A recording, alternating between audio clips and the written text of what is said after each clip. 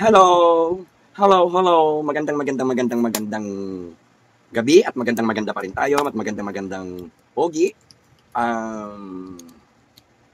Pasensya na sa aking mga ka-birthdays na hindi ako nakapag-upload dahil sobrang busy ang beauty ko ngayon at ang dami-dami ko palaging kausap.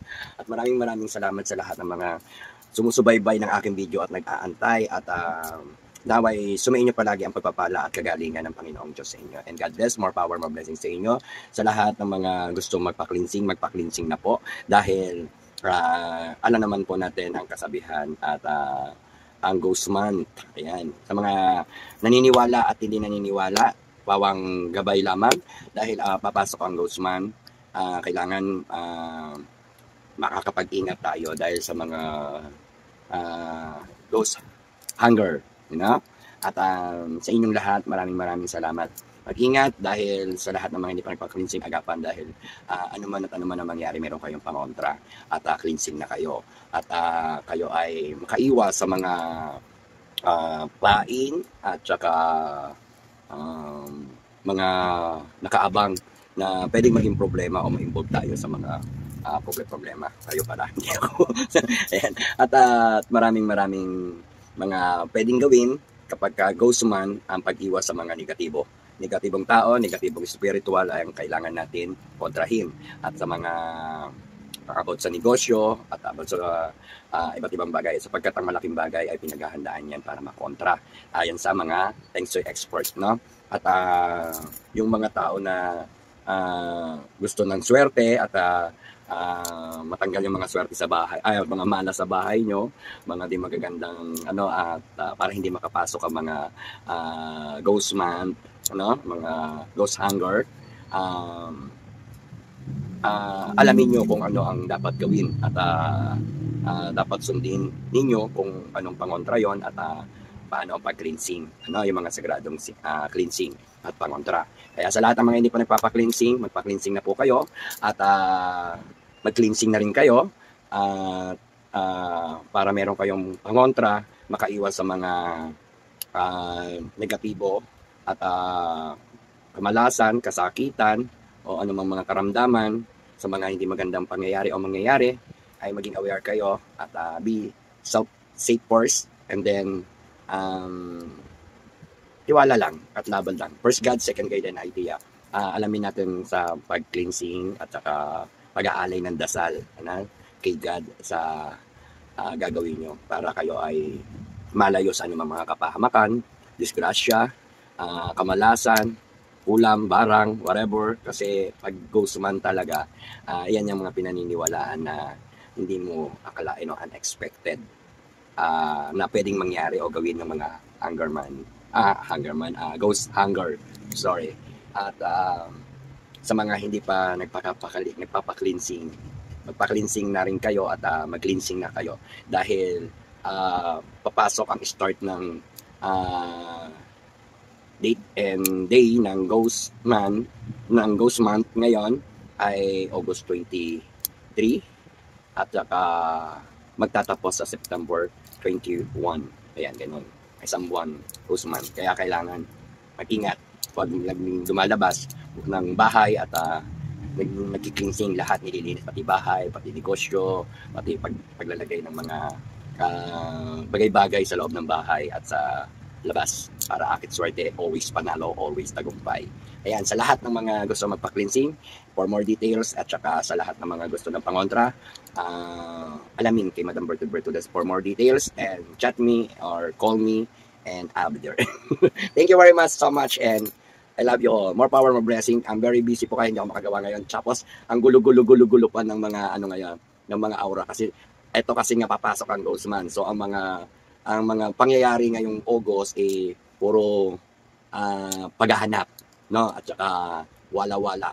Kaya ngayon pong August na to, ako po ay mabibisi at busy dahil ako po ay maraming kini-cleansing at marami rin po akong tinutulungan, ginagamot at marami pong mga kausap sa iba't ibang lugar, iba't ibang bansa. At hindi ako makapag-vlog. And then ngayon po ay maraming mga nagwawala-wala. Ayan, epekto yan ng mga bad spirit at saka yung mga ghost hunger, no? Kaya kung ayaw nyo kayong madali ng ghost hunger, may pangontra kayo at cleansing kayo. Ayan. At merong mga ibig sabihin kasi ang mga kaganapan at magaganap sa aura at movement ng mga tao, lalo na sa mga mindset ng mga tao, no? Kaya mapapansin nyo, parang mga nakahang ang mga utak ng tao ngayon at lalo na yung mga gumagawa o maraming ginagawa, lutang ang kanilang mga isipan. Kaya hindi natin naiisip kung ano ang dapat paghandaan sa mga darating at papasok na ghost month, no? Ito, kaya marami akong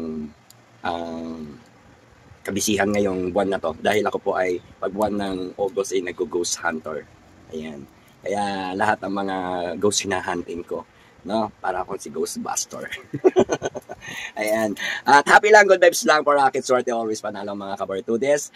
Chika minute muna ako dahil blooming muna ang kagandahan ko dahil marami akong ginawa ng mga karaan. Ngayon, nag-recharge na naman ako. Tapos papangit na naman, tapos papaganda na naman. Ganun lang ang buhay ni Madam Bertudes dahil kapag maraming ginagamot, na-absorb ko yung mga sakit at na-absorb ko rin yung kapangitan at saka yung lahat ng mga negatibo sa akin nililipat din after or later, ako naman ang magkiklingsing ng sarili ko para maging blooming ulit at maging maayos. Katulad ng mga ginagamot ko, pag na-absorb ko na sana, nakuha ko na sa kanila yon, sila naman yung nagiging blooming din, ano? Sa akin napupunta yung mga negatibo. Ako yung nagdadala lahat, no? Kaya sa lahat ng mga suki at excuse mga kabartudes ko, maraming salamat mga loyal ko sa lahat mula noon hanggang ngayon. Walang bibitiw at congrats po sa lahat ng mga client ko na nag-chat at tumawag na nagpapasalamat sa akin dahil very good yung ating mga paggawa at ginagawa, and then yung paalaga rin ng prayer.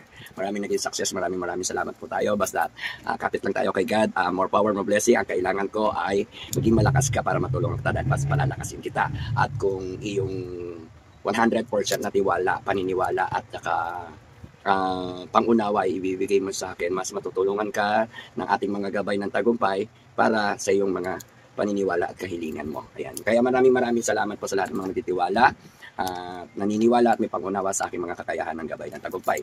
Sumayin niyo palagi ang kagalingan at pagpapala ng Panginoon saan man kayo naroroon. And have a bless you and God bless you all.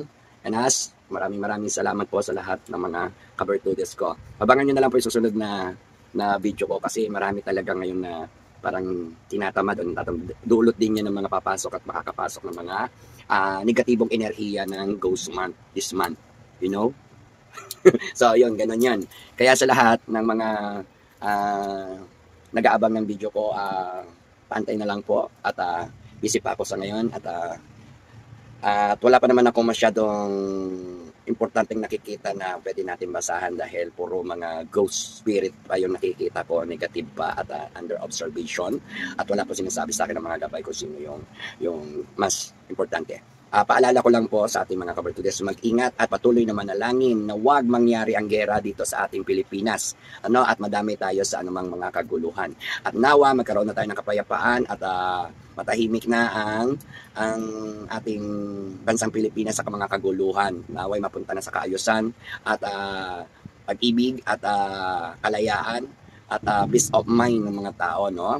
Sabagay, malapit na rin pumasok ang Year of the Horse. Sisipain yung mga ahas na yan, magtatakbuhan kung saan lulusot, mawawala this year. Kaya ang problema, tandaan nyo, kung kaya nyo solusyonan ng mas maaga, mas agapan nyo. Kung gusto nyo yan matapos agad, huwag kayong mahirapan at pahirapan, tapusin nyo agad. Yun lang masasabi ko. Dahil pag sinabi ko, nasabi ko na. Hintayin nyo, mangyayari yan. Kasi nasabi ko na at alam ko na rin kung ano ang pwedeng mangyari at mangyayari. Siyempre, lagi tayong may pahintulot ni God, and God first, second guiding idea, ako'y gabay lamang. Kaya maraming salamat po sa lahat ng aking mga kabartudes. Ang gulo-gulo pa ngayon ng mga politics, pero marami na rin na nagsasaayos ng mga problema sa politiko, sa mga tao sa gobyerno, at yung mga binasahan natin, lahat yan nakakatotoo at pagkakatotoo pa, no? At kaya sa lahat ng ating mga napupulot sa pinapanood nyo, pulutin nyo lang po yung kapulutan nyo ng aral, no? At huwag kayong maniwala sa mga hindi nyo naobserbahan at nakikita. Maging maalam at may karunungan sa inyong pagsasaliksik, maging matalino, no? At panalangin natin na matapos ng kaguluhan sa bansang Pilipinas. Dahil kung ayaw nyong makinig, bahala kayong manginig dahil baka dumating yung time, wala na tayong bansa, tapos alipin na rin ang mga Pilipino, tapos magulo na rin ang bansang Pilipinas. Marami na mga mamamatay dahil sa mga kaguluhan at kagirahan. At marami ang magsisisi sa bandang huli. Dahil unang-una, yung mga gusto ng kaguluhan at sumusuporta sa mga maling tao or naniniwala, kapahamakan. Hindi lang ng kapahamakan mo, kundi ang kapahamakan ng buong pamilya o buong angkan mo ang maaaring maapektuhan yan. Kaya walang pagsisisi na nasa una, lahat nasa huli. Kaya mag-isip-isip kayo. Dahil kapag nangyari ang kaguluhan yan at kawakasan ng pag-asa, mawalan na tayo ng pag-asa o kayo mawalan kayo ng pag-asa sa mga nangyayari, wala na tayong magagawa diyan kasi kasalanan din yan mismo na mo o ng ikaw mismo na isa sa mga gumagawa ng mali at saka naniniwala. Kaya sa lahat ng mga kabertudes, mag-ingat po kayo, stay at home at this month and the whole month kasi ang ghost hunger ay maaari makabiktima or makapasok sa inyong tahanan. Kaya alamin ko ang dapat na maging cleansing. Hindi lang yung ikaw ang magki-cleansing, kundi cleansing din ng bahay, negosyo, at kung ano man ayon sa ating mga pagpapengsoy. Kaya maraming salamat po sa inyo sa lahat ng mga gusto. Shout out pala sa lahat ng mga bansa. Hindi ko na mabanggit kahit bago. Sa susunod sa shout out ko, lagay nyo lang sa comment section yung inyong bansa o lugar para kayo ay ma-shout out ko. At nakikita ko naman sa comment section ang inyong mga kino-comment at sinasagot ko rin naman. Marami man dyan iba na hindi ko nasasagot, like and heart understood na yan.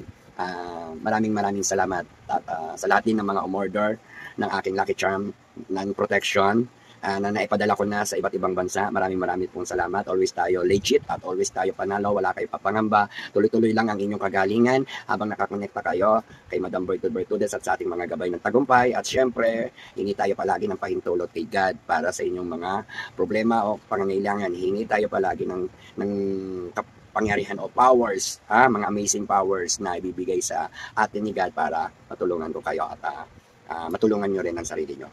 Siyempre, kailangan nyo rin magpalakas. Tulungan nyo muna yung sarili nyo bago kayo tulungan sapagkat ako'y magpapalakas lamang sa inyo at para magabayan kayo at patungo sa inyong tagumpay. Kaya sa lahat, maraming salamat. Kaya thank you very much po so much. Thank you sa lahat ng ating mga kabertudes. Paantay na lang po ulit ng aking video dahil wala pa akong makitang maganda. Wala pa akong makitang maganda kung magandang nangyayari, no? Wala pa akong nakikitang ganap na hindi ko pa nasabi, kaya lahat siguro nasabi ko na, kaya abangan na lang sa mga susunod na kabanata dahil sobrang busy po ako talaga at marami laging kausap. Kaya sa lahat ng mga hindi naniniwala, bahala kayong mas malaki pa ang mawala sa inyo. At sa lahat ng ayaw makinig, bahala kayong manginig. At kung inaakala nyo kaya nyo, kayanin nyo. Problema nyo yan dapat kayanin nyo talaga. At sa inyo rin magmumula ang lakas at palalakasin ko lang kayo sa mga tao na patuloy pa rin na nagpapasaway at saka ayaw makinig. Lagi ko sinasabi sa inyo, huwag nyo hintayin ang panahon ng pagsisisi. Yan. Kaya good luck sa inyong mga pasaway at ayaw makinig. Bahala kayo sa buhay nyo. At basta ang aking mga gabay at tulong ay para lamang sa mga naniniwala at nagtitiwala at sa mga bertudes na patuloy na subok na ako at patuloy na naniniwala at sumusuporta sa aking mga kakayahan at gabay ng tagumpay. Kaya maraming salamat.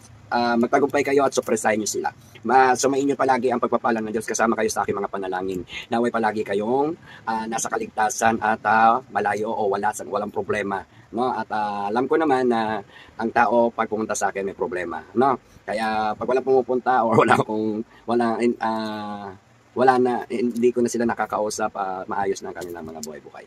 Kaya alam ko naman at alam nyo rin na pupunta lang naman sa akin ang mga tao pag may problema at bibigyan ko ng solusyon. Alright? And thank you very much and I love you all. Malapit na ang birthday ko, August 26. Kaya maraming salamat kay God at madadagdagan na naman ang aking taon this month at ako ay magsi-16 na. Diba? Okay. Maraming salamat sa buhay na binibigay sa atin ni God. Salamat tayo. Ano? Wala akong handa at hindi ako bongga maganda. Kaya pasalamat ako at buhay at palaging tayong nananalangin para kay God at nagkakaroon tayo ng magandang buhay at pamumuhay, tahimikan, kalayaan at saganang pagmamahal. Maraming salamat po sa inyo. God bless you, may power, more blessings sa inyo. And thank you very much. Ayan, sa lahat ng mga hindi pa nakakapagpatarot card, ipatarot card na kayo at ako'y kontakin nyo, Viber, Imo, or WhatsApp. No? And then search my FB, Bertud. Ano? Kaya maraming salamat po sa inyo. Thank you so much. I love you all and more power, more blessings po sa inyo. Sumayin nyo palagi ang kagalingan ng Diyos at positive energy, good vibes lang, happy lang tayo para akit swerte, always panalo, always tagumpay. Yan. Thank you so much and thank you very much po. Thank you.